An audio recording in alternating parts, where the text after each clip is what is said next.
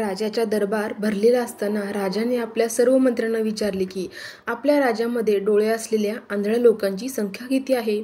त्यावर सर्व मंत्री एकमेकांकडे आश्चर्याने पाहू लागले आणि कोणालाही याचे उत्तर सांगता येत नव्हते.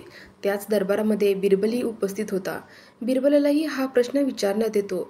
तेव्हा बिरबल म्हणतो, महाराज, याचे उत्तर देता येणार नाही, परंतु आपल्या राज्यात डोळे असलेल्या आंधळ्यांची संख्या भरपूर आहे. राजाने विचारले, असे तू ठामपणे कसे सांगू शकतोस.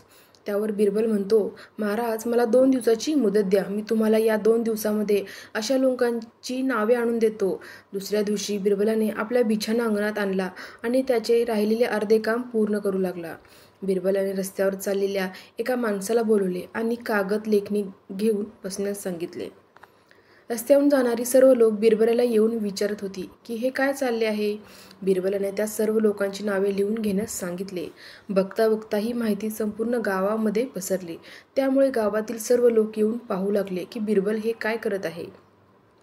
या गोष्टीची राजालाही उत्सुकता होती. त्यामुळे राजालाही येऊन बिरबलाला विचारू लागला की बिरबल हे काय चालू आहे. तेव्हा बिरबलाने महाराजांचे नाव त्या कागदावर सर्वात वर लिहिण्यास सांगितले. 2 दिवसानंतर बिरबल तो कागद घेऊन दरबारात पोहोचला. तेव्हा राजाने विचारले, या कागदावर माझे नाव सर्वप्रथम का आहे.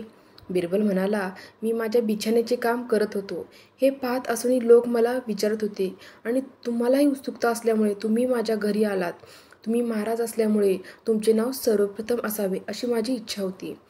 राजा हसून म्हणाला की तू खूप हुशार आणि बुद्धिमान आहे. शेवटी तू अशा लोकांची नावे शोधून काढली ज्यांना डोळे असूनही ती आंधळी आहेत.